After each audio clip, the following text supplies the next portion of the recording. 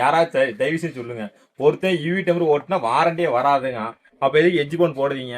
இன்னொருத்தன் இந்த temper ஒட்டுங்க Instagram போற சொல்லிட்டு இருக்கான். இதை வாங்கி நீங்க வேணா ஒட்டினீங்கன்னா ஒட்டிச்சா ஒட்டலான்னு சொல்லி தயவு செய்து கமெண்ட் பண்ணுங்க.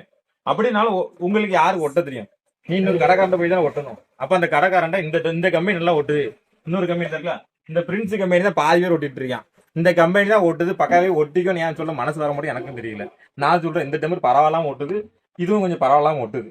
ஆனா இதை யாரும் நீங்க வாங்கி ஒட்ட முடியாது. அப்படி ஒட்டணும்னா இது மாதிரி புதுசா ஒரு மிஷின் கொடுத்துருக்கான், நவீன கொசு அடிக்கிற மிஷின் தான். இதுல இந்த எஜ்ஜி போனை எடுத்து இப்படி மொஜக்னு வச்சுக்கோ. மாதிரி என்ன கஷ்டமா இருக்கு. இந்த மாதிரி ஒரு கிட்டு இருந்தா வச்சு ஒட்டலாம். இப்படி நீங்க வச்சுக்கிட்டு இப்படியே ஒரு தொடை இந்த மாதிரி எஜ்ஜி போனே வாங்காதீங்க. யாராச்சும் இன்ஸ்டாகிராம்ல இந்த ஹேஷ்டேக் வந்து ட்ரெண்ட் பண்ண வச்சீங்கன்னா பாய்காட் எஜ்ஜி போன் அப்படின்னு சொல்லி போடுங்க. எல்லா பிராண்டும் போடலாம். எஜ்ஜின்னு 500 25,000 20,000 போன் வச்சுக்கிறவனுக்கு 500 டெம்பர் ஒட்ட முடியுமா? இல்ல 10 டெம்பர் ஒட்டினா 5,000 ஆச்சுல. 20 டெம்பர் ஒட்டினா போன் வேலை வந்துடும்டா. அதுக்கு ஒரு எல்சிடி போன் வாங்கிட்டு போயிடலாம்.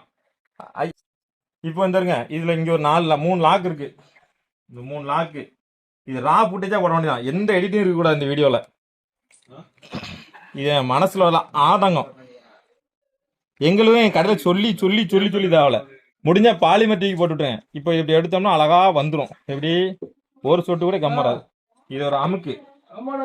இதை இப்படி அமுக்கி இப்படி எடுத்து பறக்கு லாக்கு ஒட்டியாச்சு. அவ்வளவுதான். இப்படி ஒரு கிட்டு எதுவும் நீங்க மக்களுக்கு கொடுத்து அதை ப்ரமோஷன் கொடுத்தீங்கன்னா சரிங்களாம். இதுலயே ஒரு சின்ன பபுள் இருக்கு. சரி, இது கூட அமுக்கி விட்டா போயிடும். தயவு செய்து இன்ஸ்டாகிராம் இன்ஃபுளுசர் எவனா இருக்கட்டும், உண்மையை பேசி பழகுங்கடா. எல்லாரும் பொய்யா பேசி மக்களை ஏமாத்துறீங்க.